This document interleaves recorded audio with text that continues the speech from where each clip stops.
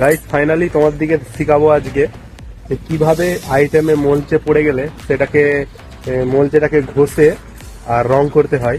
তো আমার ক্যামেরাম্যান ধরে দিচ্ছে কিভাবে দেখাচ্ছে তোমাদের দিকে। প্রথমে এই যে সামনে নিয়েছো, ক্যামেরাম্যান সামনে নিয়েছো, প্রথমে এই যে মলচে পড়ে গেছে এটাকে ঘষে সিরিজ কাগজ দিয়ে ঘষে মলচেটাকে তুলে দিতে হবে। তারপরে আমরা রং করব, সেটা তোমার দিকে দেখাচ্ছি।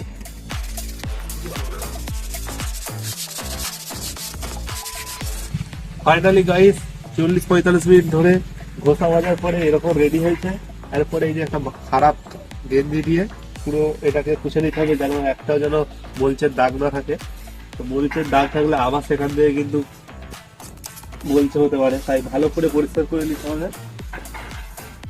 তো বন্ধুরা, আমি পুরো এগুলোকে ভালো করে মুছে কিন্তু একবারে তোমার যে মলচেগুলো ছিল, গুঁড়োগুলো ঘষার পরে যে গুঁড়োগুলো বেরিয়েছিল সেগুলোকে কিন্তু আমি পুরো তুলে দিয়েছি। এবার আমার একটাই কাজ, এই যে এশিয়ান পেন্টের যে সিলভার কালার, এটা একটা গুঁড়ো পাওয়া যায়, গুঁড়োটা আমি ভিডিও করা হলো নি। এখানে গুঁড়োর সাথে এই একটা লিকুইড আছে, তার সঙ্গে এটাকে মিক্স করে যে কালারটা এরকম দাঁড়িয়েছে, আর এটা সিলভার কালার, খুব সুন্দর একটি কালার।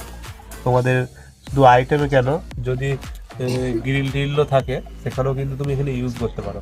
তো আমি এখানে কিন্তু ব্রাশ ইউজ করছি না, এই যে একটা কাপড় ছেঁড়া নিয়ে নিয়েছি, যে দেখতে পাচ্ছ, কাপড় ছেঁড়া দিয়ে পুরোটাকে রং করব। এরকম কালারটা এসছে, ঠিক আছে, এই যে পুরো সিলভার কালার এসছে, খুব সুন্দর একটা কালার। তোমাদের বাড়িতে গ্রিলও রং করতে পারবে। আর অবশ্যই ঘষে দেওয়ার পরে সেখানেই ছেড়ে দিলে হবে নি, ওই গেঞ্জি কিংবা ভালো কিছু দিয়ে এটাকে ভালো করে গুঁড়োটাকে ছেড়ে দিতে হবে, তবেই এই কালারটা টিকসই হবে।